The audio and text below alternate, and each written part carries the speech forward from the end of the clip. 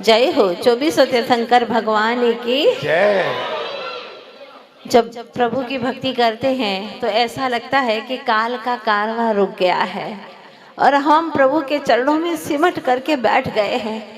हमारी दुनिया में सिवा प्रभु और हमारे कोई भी शेष नहीं बचा। कितना अच्छा लगता है। जिसको प्रभु अच्छे लगते हैं उनको प्रभु की भक्ति भी बहुत अच्छी लगती है। आप अपनी जिंदगी में इतना जरूर करिएगा कि आपको प्रभु ही प्रभु अच्छे लगे।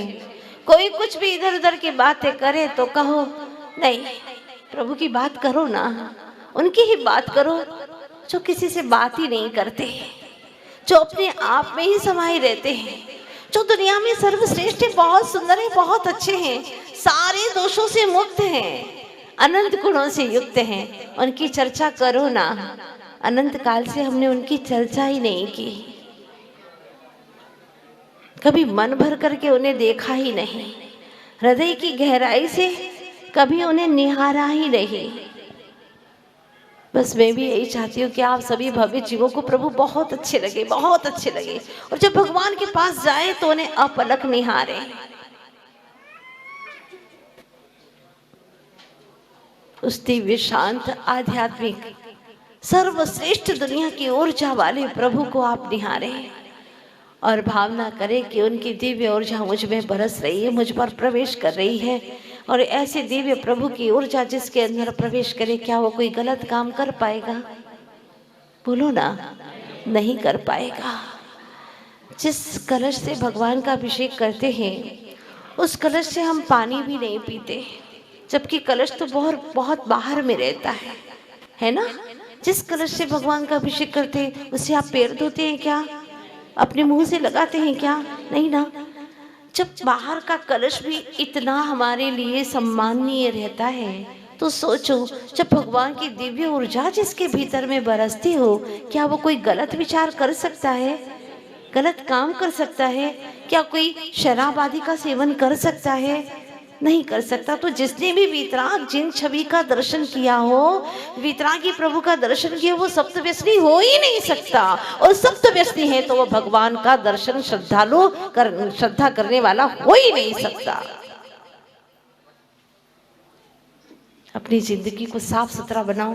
इतनी सी जिंदगी है, इतनी सी, और उसमें अनंत काल के बहुत सारे फैले हुए काम हैं। बहुत सारी कुछ अच्छी बातें मैं बताना चाहती हूँ, भले हम चले जाएं, लेकिन चाहती हूँ कि आपका मन, आपकी चेतना प्रभु से जुड़ जाए। इस दुनिया में सर्वश्रेष्ठ परमात्मा से आपकी चेतना जुड़ जाएगी ना, तो आपको दुनिया की कोई चिंता नहीं रहेगी। आने दो कर्म के कितने आंधी तूफान, आने दो, कोई चिंता नहीं। भगवान है ना, वो है मेरे पास में, मेरे हृदय में है, मुझे कोई चिंता नहीं है। कितनी बार आपने प्रभु का आह्वान किया पूजा करके, अत्र अवतर अवतर अवतर तिष्ठ तिष्ठ किया ना, लेकिन भगवान भीतर में क्यों नहीं बैठे? क्योंकि इतनी गंदगी कि वो आ ही नहीं सकते। तुम्हारे बेटी को देखने के लिए अगर कोई आते हैं तो आप आंगन साफ करते हैं ना, घर साफ करते हैं, सोफा चेयर जो कुछ भी है सब बिल्कुल साफ करके रखते हैं ना। वो बर्तन भी साफ किए, उनकी दृष्टि पड़ेगी कितना गंदा पानी, कितने गंदे बर्तन है, लोग कितने गंदे होंगे। आपको बहुत चिंता रहती है। एक बेटी का पति बनने वाला, उसके लिए इतनी चिंता, जो त्रिलोकी पति है वो तुम्हारे हृदय में आ रहे हैं। आपने बुलाया और आप बुलाओ, इसके पहले ही अपने भाव की प्रभु आओ। आप पूरा बोल भी नहीं पाए, श्रद्धा है, तो इसके पहले ही वो आकर के विराजमान हो जाते हैं। बशर्त ये है कि हमारा हृदय पवित्र हो, उनके बैठने के योग्य हो। आसन तो उनके योग्य चाहिए ना। जिन होठों से तुमने शराब पी है, वेज नॉन वेज का ध्यान ही नहीं रखा, जो मिला आ रहा है खाओ खाओ, आने दो, कोई विवेक ही नहीं है। पता है तुम्हारे इतना सा खाने से, अभक्ष खाने से कितने जीव तड़प तड़प करके मरे हैं उसके अंदर। तुमने अपने पेट में डाल दिया। भगवान नहीं आ सकते, नहीं बैठ सकते। उन्हें ऐसा पवित्र आत्मा चाहिए जो विचारों से पवित्र हो, जो किसी का बुरा ना चाहता हो, बुरा चिंतन न करता हो, जो अपने होठों से अच्छे वचन बोलता हो, अपना मुंह कभी गंदा न करता हो, जिसकी काया पवित्र हो, अच्छे अच्छे कार्य करता हो, जीवों को सताने का काम न करता हो। बस इतनी सी बात है। और प्रभु को आप एक बार बुलाओ तो सही, वो कहते मुझे भाषा की भी जरूरत नहीं है, भगवान तो भावों के भूखे हैं। तू भाव तो कर, भाषा नहीं आती कोई बात नहीं, इतनी अच्छी पूजा पढ़ना नहीं आती कोई बात नहीं, शब्द नहीं आते ना प्रभु की कैसे आराधना करें, प्रभु की भक्ति कैसे करें, कोई बात नहीं, चिंता मत कर। प्रभु कहते मैं आ जाऊंगा, बस तू तो भाव कर, भाव चाहिए। भाव प्रबल है तो भाषा की जरूरत नहीं है, श्रद्धा प्रबल है तो शब्दों की जरूरत नहीं है। बस इतना सा जीवन पवित्र करना है। देखो अनंत अनंत भव कट जाएंगे तुम्हारे इतना सा काम करने से। अनंत काल से सब धमा चौकड़ी कर चुके हैं, खूब मारा पीटा, गलत विचार किया, लोगों को सताया, कितने जीवों को मार मार करके खा गए। भले कह रहे कि हम शाकाहारी हैं, लेकिन कोई ठिकाने नहीं है। पबजी खेल रहे, आजकल तो दूसरे और कितने खेल आ गए वीडियो में, ऐसे ऐसे खेल आ गए कि उसमें नॉन वेज खिला रहे हैं, मतलब भावों से खिला रहे हैं कि लो हमने इसका तुमको डिनर दे दिया, क्या क्या बोलते हैं ना उसके अंदर आप लोग, हाँ उसके अंदर खेलते हैं तो ये सारी चीजें होती हैं, ये खिला दिया पिला दिया सब कुछ कर दिया। भावों से तो सब कुछ हो ही गया ना, मतलब भावों से तो तुमने तीव्र कर्म बांध दिया, बैठे बैठे अनंत जीवों की हत्या कर दी तुमने, और भावों से ही पाप बनते हैं।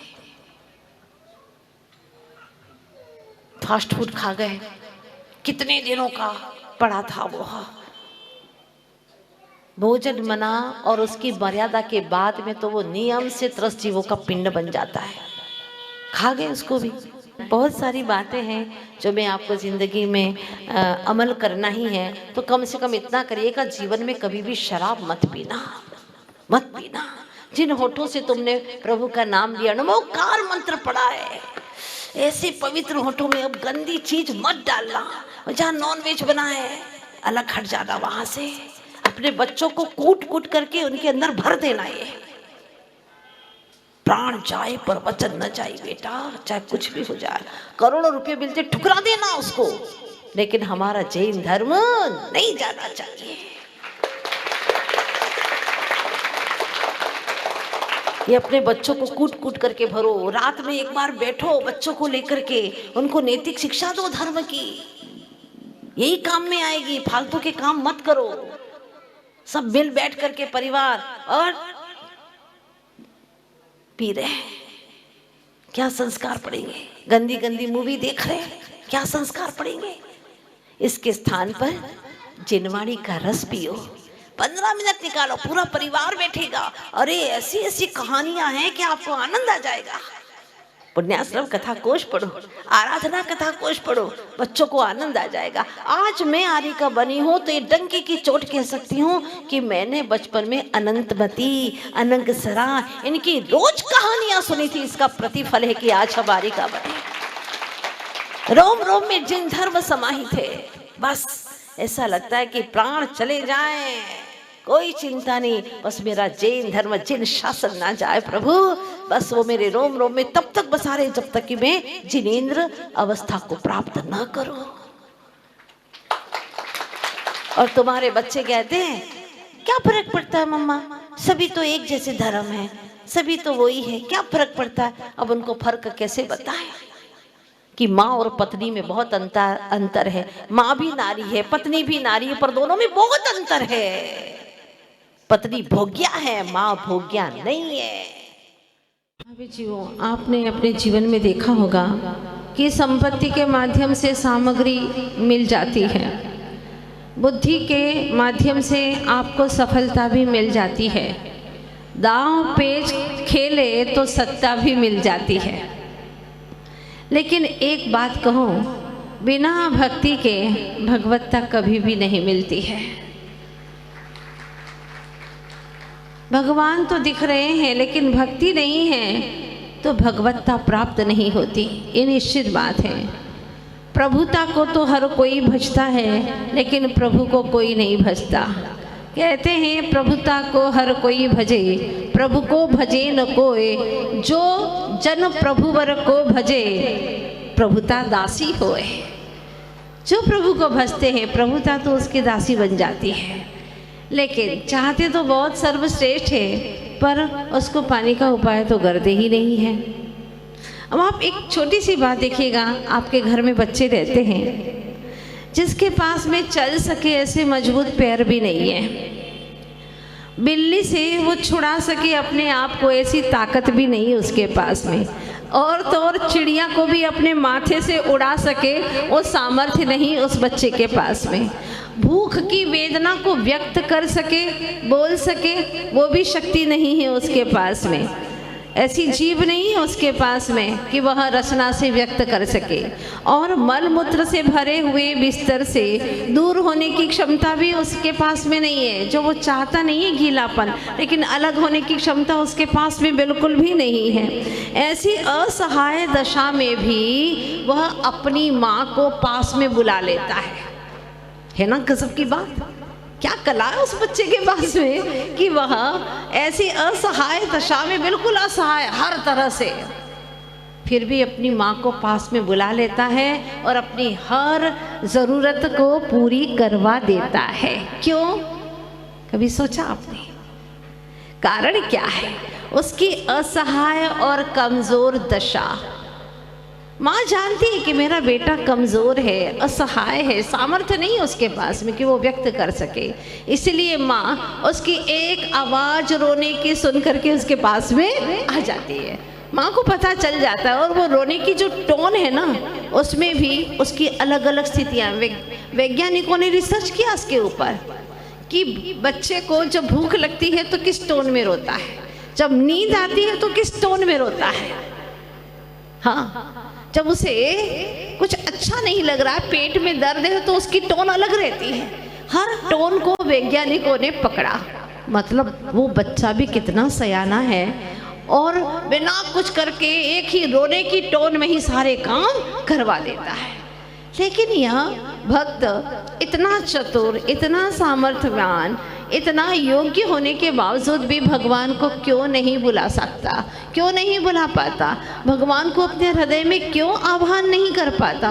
बेचारा रोज कहता है अत्र वत्र अत्र तिष्ठ तिष्ठ, लेकिन भगवान आते ही नहीं है। आखिर क्यों? क्योंकि बच्चा सच में सच्चा है और वह मन से चाहता है कि माँ तुम आओ, मैं असमर्थ हूँ। लेकिन आप भगवान के पास में जाते हैं ना तो बहुत ही योग्य, सामर्थ्यवान, बड़ा आदमी, चाल, अरे देखो क्या रोब है, मंदिर में जाते ही आ गए साहब, पधार गए यहाँ पर, हाँ, लोगों को दिखाते, हिदायत देते, और एक पहचान, मैं आ गया भगवान आपके मंदिर का व्यवस्थापक, पदाधिकारी, आ गया हूँ मैं। आई एम एवरीथिंग होके जाओगे ना तो भगवान नहीं दिखने वाले, कभी नहीं दिखेंगे, भव भवांतर बीत जाए। आई एम समथिंग, नहीं मिलेंगे। आई एम नथिंग, कुछ नहीं, मैं कुछ नहीं, जो है प्रभु, जो तू है। फिर देखो प्रभु का कैसे दर्शन होता है। बालक जैसे बन जाओ फिर तुम्हें दर्शन होंगे। और ये कोई जाति का, कोई उम्र का कोई बंधन नहीं है भगवान मिलने में, ध्यान रखना। एक ऐसे व्यक्ति को हम पहचानते हैं जो जाति से मुस्लिम है, जैन नहीं है, हाँ। और ये बुंदेलखंड की घटना है। उस भाई को नमोकार मंत्र के प्रति गहरी श्रद्धा, गहरी आस्था, उस नमोकार मंत्र के श्रद्धान से वह कई लोगों की विपत्तियों को दूर करता। लाइन लगी रहती वहाँ पर, और वो सामायिक भी करता था। महत्वपूर्ण बात, जैन नहीं है, मुस्लिम है, और वह सामायिक करता था। एक बार पलंग पर लेटा, तो थोड़ी देर के बाद में उसे सपना आया, नींद आ गई थी, सपना आया कि तेरे पलंग के अंदर नागिन घुसी हुई है। तत्काल उठा वह और उसने बिस्तर की चादर को इधर उधर देखा, तकिया उठाया, लेकिन उसको कुछ दिखा नहीं। तो पुनः नमोकार मंत्र पढ़ करके वह सो गया। प्रातःकाल जब उसकी नींद खुली तो उसने बिस्तर को समेटा। समेटते ही उसने देखा इतनी बड़ी काली नागिन रात भर उसके पास में रही।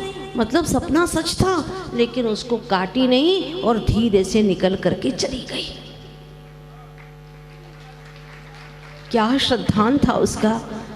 जब गांव के उसके जाति भाइयों को पता चला कि ये इस कौम का होकर के, अपनी कौम का होकर के भी नमोकार मंत्र जैनियों का मंत्र मानता है और उसी के ऊपर उसका श्रद्धान है, ठीक नहीं है यहाँ।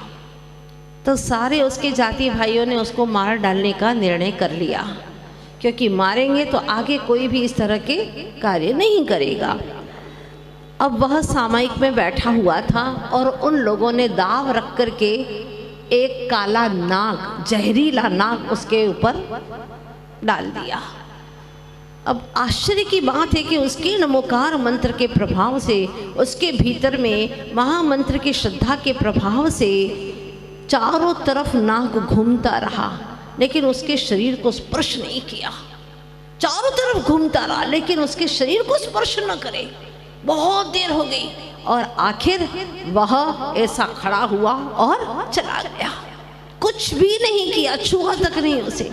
और महत्वपूर्ण बात अब ये बताना चाहती हूँ कि जिस व्यक्ति ने षड्यंत्र ये किया था कि अपन इसको नाक से मारेंगे, कटवाएंगे, मर जाएगा, उसी व्यक्ति को तीसरे ही दिन उसी नाग ने काटा। अभी उसी नाग ने काटा ये तो मैं नहीं कह सकती हूँ, लेकिन नाग ने काटा, जहरीले नाग ने, उसकी मृत्यु हो गई तीसरे दिन। ये हकीकत की घटना मैंने आपके सामने रखी है। मतलब ये है नमोकार मंत्र पर जिसका श्रद्धान है उसका कोई भी बाल बांका नहीं कर सकता, ये विश्वास रखना, उसको सामान्य मत समझना। ये सर्वश्रेष्ठ मंत्र जब भी पढ़ेंगे आपके चारों तरफ एक अद्भुत पुण्य का ऊर्जा वलय स्थापित हो जाएगा। उसमें चाहे कितनी भी आपके सामने परेशानियां आने वाली हों वो सब समाप्त हो जाएंगी। इसमें कोई संदेह नहीं, बशर्ते कि आपको श्रद्धा होना चाहिए।